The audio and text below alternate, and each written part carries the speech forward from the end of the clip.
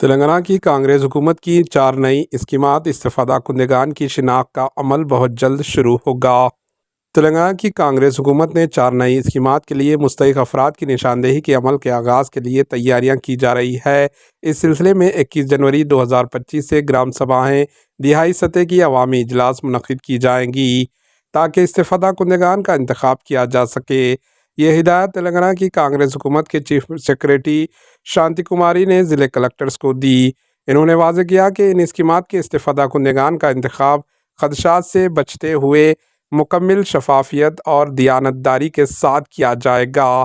ان کا کہنا تھا کہ اس عمل میں دیہاتوں، گاؤں میں گرام سبھائیں جبکہ شہروں اور قصبوں میں وارڈ سبھائیں منعقد کی جائیں گی تاکہ تمام اہل افراد کی انتخابی عمل میں شمولیت ممکن ہو۔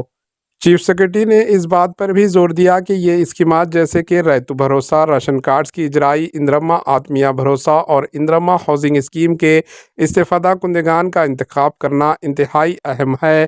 اس مقصد کے لیے انہوں نے ضلع کلکٹروں کے ساتھ ایک ٹیلی کانفرنس بھی کی تھی تاکہ ان اسکیمات کے تحت فائدے حاصل کرنے والے افراد کے انتخاب میں کسی قسم کی غلطی یا تاخیر نہ ہو۔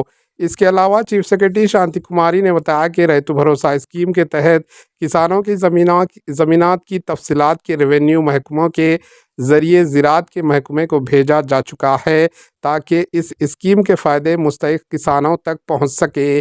یہ تمام اقدامات حکومت کی جانب سے عوامی فلاح و بہبود کے لیے کیے گئے ہیں اور ان اسکیمات کا مقصد عوام کی معیاری زندگی کو بہتر بنانا ہے۔